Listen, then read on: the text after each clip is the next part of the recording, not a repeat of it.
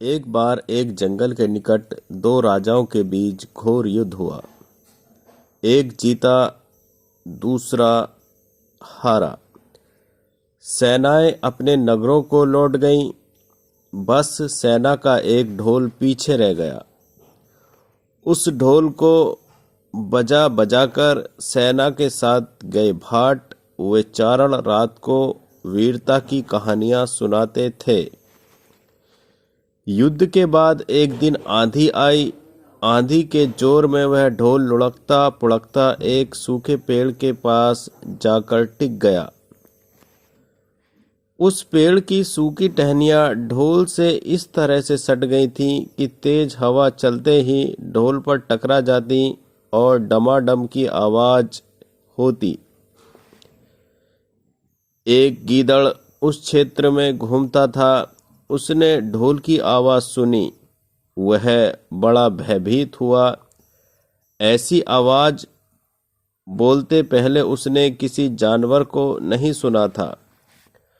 वह सोचने लगा कि यह कैसा जानवर है जो ऐसी जोरदार बोली बोलता है, डमाडम।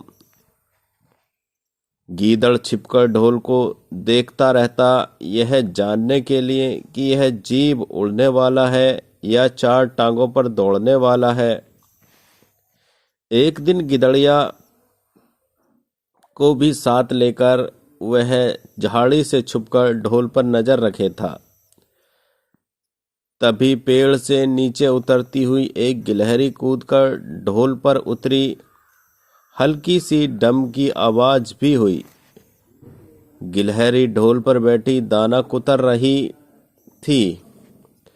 सियार बड़बड़ाया, ओह, यह तो कोई हिंसक जीव नहीं है, मुझे भी डरना नहीं चाहिए। सियार फूंक फूंक कर कदम रखता ढोल के निकट गया। उसे सूंघा। ढोल का उसे ना कहीं सिर नजर आया और ना पैर। तभी हवा के झोंके से टहनियां ढोल से टकराईं, डम की आवाज हुई और गीदड़ उछलकर पीछे जा गिरा।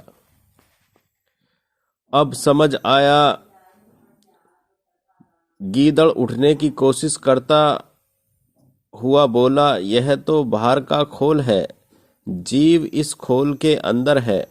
आवाज बता रही है कि जो कोई जीव इस खोल के भीतर रहता है वह मोटा ताजा होना चाहिए, चर्बी से भरा शरीर होना चाहिए, तभी ये डम डम की जोरदार आवाज बोलता है। अपनी माद में घुसते ही गीदड़ बोला, ओ गिदड़िया, दावत खाने के लिए तैयार हो जा। एक मोटे ताजी शिकार का पता लगाकर आया हूं। गिदड़िया पूछने लगी, तुम उसे मारकर क्यों नहीं लाए?